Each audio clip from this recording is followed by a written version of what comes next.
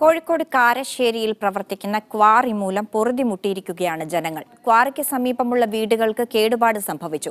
പുന്നക്കടവിലേക്കുള്ള road തകർന്നു. പരാതി നൽകിയിട്ടും അധികൃതർ തിരിഞ്ഞു നോക്കുന്നില്ലെന്ന് നാട്ടുകാർ പറയുന്നു. കാരശ്ശേരി, കൂടരഞ്ഞി പഞ്ചായത്തുകളുടെ അതിർത്തി പ്രദേശമായ പുന്നക്കടവിൽ പ്രവർത്തിക്കുന്ന ക്വാറിക്കെതിരെ പരാതികൾ വ്യാപകമാണ്. ക്വാറി പ്രവർത്തനം മൂലം സമീപത്തെ 3 വീടുകൾ വിണ്ടുകീറി.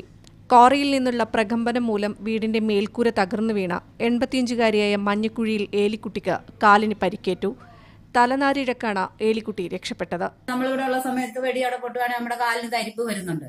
ഇവിടെ പാത്രം കിടകിടന്ന് വെക്കുന്നുണ്ട്. പിന്നെ ഇതൊക്കെ ഈ വിണ്ടതൊക്കെ അതിന്റെ ഒരു ഇതാണെന്ന് എനിക്ക് വിശ്വാസമുണ്ട്. അതിന് മുമ്പ് ഇല്ലായിരുന്നല്ലോ. ഏതു വേനലിലും സുലഭമായി വെള്ളമുണ്ടായിരുന്ന നീർച്ചാലുകൾ ക്വാറി കാരണം വറ്റിപ്പോയതായി നാട്ടുകാർ പറയുന്നു. ക്വാറിക്കെതിരെ ജിയോളജി വകുപ്പിന് പരാതി നൽകിയിട്ടും യാതൊരു നടപടിയും സ്വീകരിച്ചില്ലെന്നും നാട്ടുകാർ. ഇലക്ഷന്റെ തിരക്കാണ്, അതുകൊണ്ട് വന്നു നോക്കാൻ സമയമില്ല, നടപടിയെടുക്കാൻ സമയമില്ല എന്നുള്ള രൂപത്തിലാണ് ഉദ്യോഗസ്ഥന്മാർ പറഞ്ഞിട്ടുള്ളത്.